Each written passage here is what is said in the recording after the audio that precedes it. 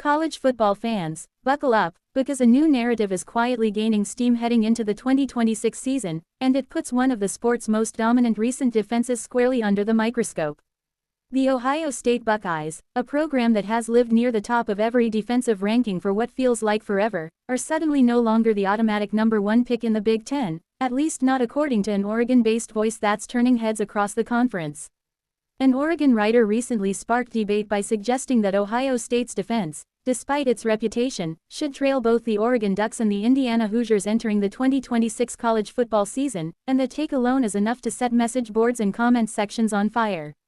The Buckeyes are coming off yet another year where their defense looked elite, stacked with future NFL talent, speed at every level, and depth most programs would kill for, but the reality is that Ohio State is losing a significant chunk of that firepower to the NFL draft.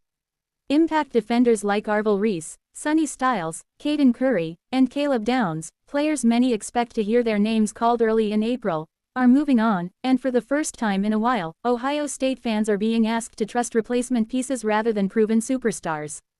According to Ducks Wire writer Zachary Neal, that turnover alone is enough to justify ranking Ohio State behind Oregon and Indiana, even if it feels almost sacrilegious to say out loud.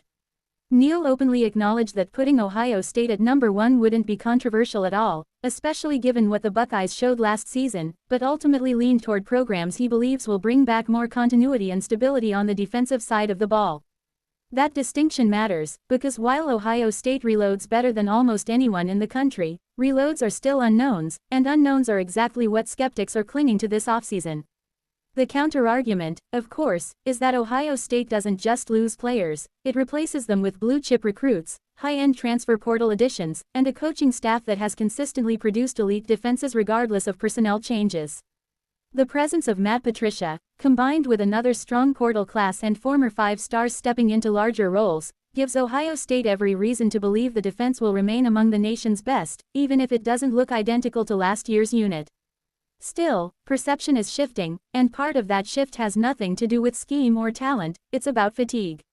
There's a growing sense around college football that Ohio State has been too good for too long, and whenever that happens, the national conversation starts looking for the next big thing.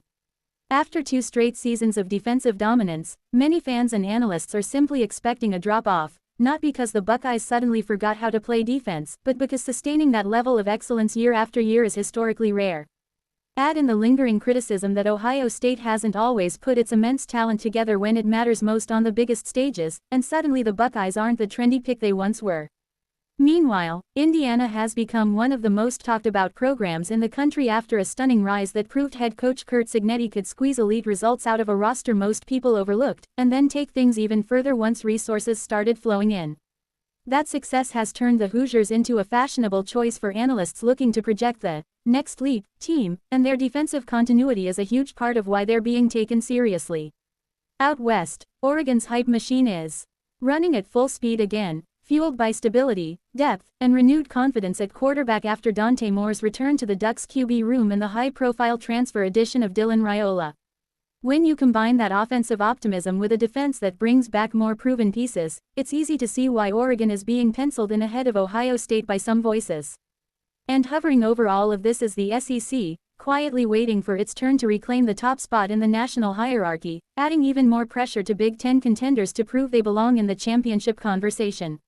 What makes this debate so fascinating is that, on paper, Ohio State still has a clear talent advantage over both Indiana and Oregon, with recruiting rankings and roster metrics consistently favoring the Buckeyes. The question isn't whether Ohio State has the athletes, it's whether the pieces will click quickly enough, and whether the offense can finally complement the defense when the stakes are highest. If Arthur Smith's play calling unlocks a more consistent run game and avoids the stagnation that plagued key moments in recent seasons, Ohio State's margin for error widens dramatically. In that scenario, it's hard to argue against the Buckeyes being anything other than the favorites heading into the fall. Ultimately, this entire discussion says less about Ohio State falling off and more about the Big Ten catching up. Oregon and Indiana aren't being ranked ahead of the Buckeyes because Ohio State suddenly looks weak. They're being elevated because continuity, confidence, and momentum matter in preseason projections. If Ohio State's young defenders live up to the hype, if Patricia's unit maintains its aggressive edge, and if the Buckeyes finally marry elite talent with elite execution when it counts, this narrative could look laughable by midseason.